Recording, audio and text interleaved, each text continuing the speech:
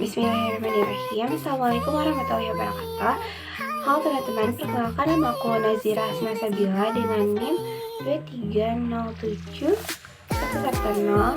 Jadi kali ini aku bakal mereview sedikit tentang buku yang aku baca yang berjudul Filosofi Teras. Nah, seperti apa sih buku Filosofi Teras ini? Nah, buku Filosofi Teras ini adalah buku self-improvement yang ditulis oleh Henry Manenpiring dan diterbitkan di penerbit buku Kompas pada terbitan pertamanya pada tanggal 26 November 2018 di Jakarta.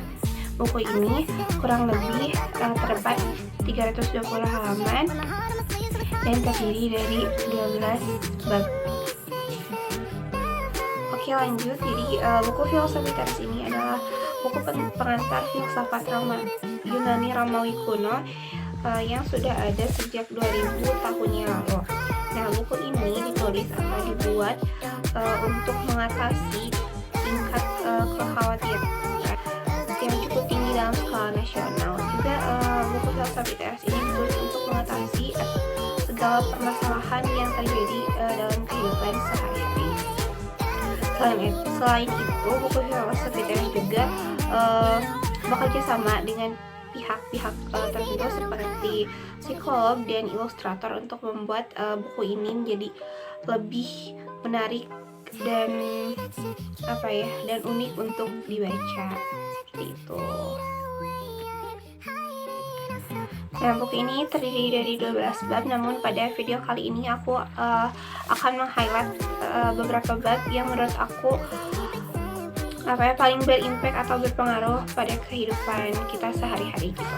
Yang pertama ada interpretasi atau mengendalikan interpretasi dan persepsi kita. Nah, interpretasi ini berhubungan dengan emosi negatif. Emosi negatif adalah perasaan marah, kesal, cemas, kecewa, dan lain-lain. Nah, hal itu dipicu oleh persepsi dan pemikiran kita sendiri. Contohnya kayak misal kita kejebak macet di jalan, terus atau ban bocor di tengah jalan. Nah, hal-hal itu kan pasti membuat kita menjadi emosi lah, kesal atau yang lain-lain. Padahal sebenarnya hal-hal itu bersifat netral dan tidak positif, tidak negatif, namun karena persepsi atau opini kita sendirilah yang membuat peristiwa tersebut menjadi negatif, menjadi hal-hal yang buruk seperti itu. Nah, tapi emosi negatif itu bisa kita kendalikan dengan metode STAR, yaitu stop, think and assess, dan respond. Yang pertama itu ada stop atau berhenti. Jadi ketika kita sudah merasa mulai muncul perasaan emosi negatif, maka kita harus cepat-cepat berhenti dan tidak terlalu berlarut-larut dalam emosi negatif tersebut.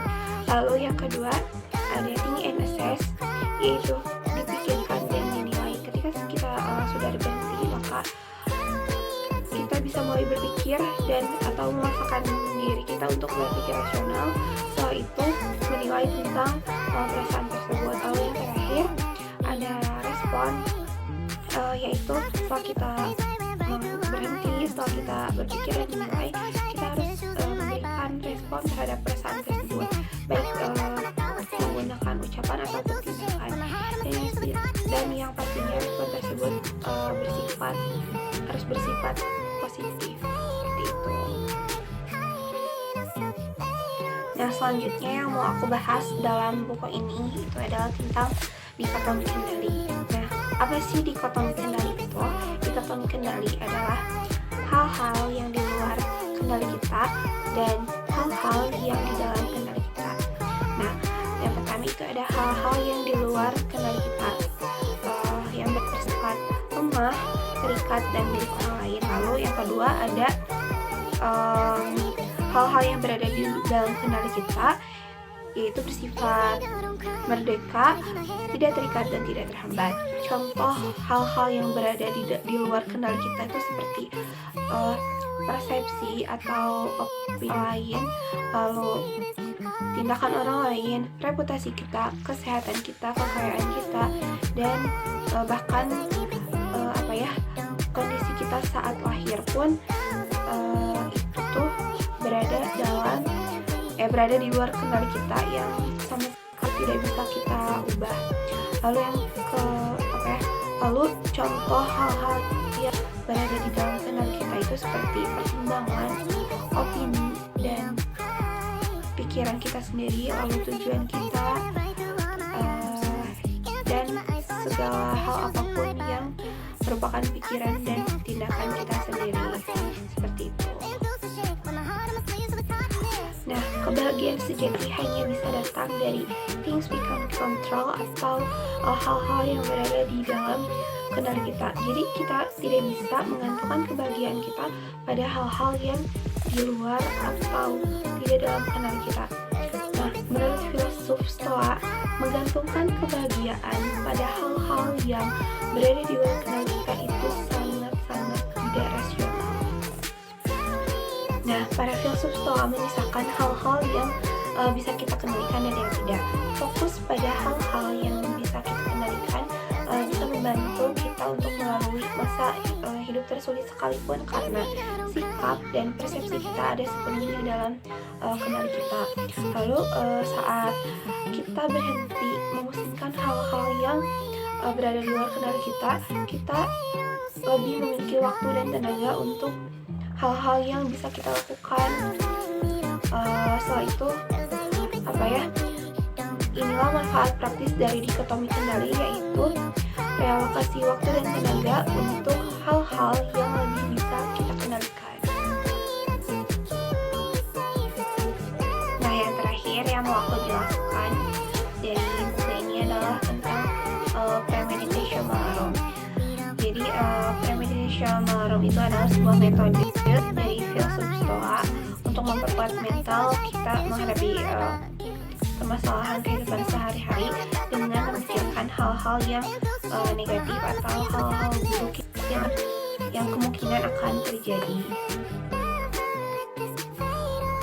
Nah, premeditation malam ini bukan hanya sekedar negatif thinking, namun salah satu upaya kita untuk menghindari hal-hal yang tidak menyenangkan yang mungkin terjadi pada diri kita sendiri.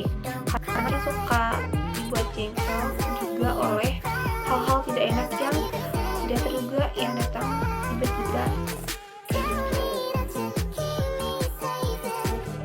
Nah, praktik premeditation malam atau sengaja memikirkan apa-apa saja yang akan merusak hari kita adalah sebuah praktik untuk mengantisipasi hal-hal tidak enak yang mungkin terjadi.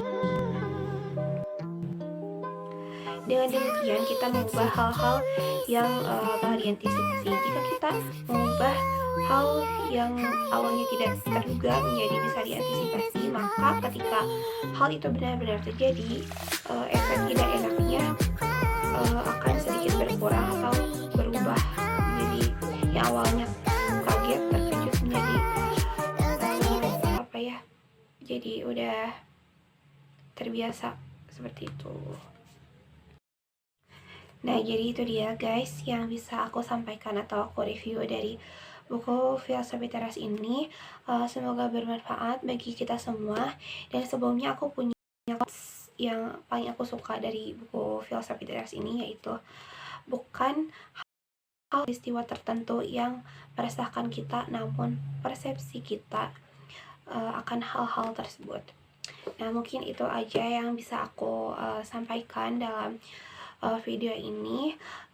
Maaf atas segala kekurangan dan terima kasih atas segala perhatiannya. Wassalamualaikum warahmatullahi wabarakatuh. Tell me that you hear me.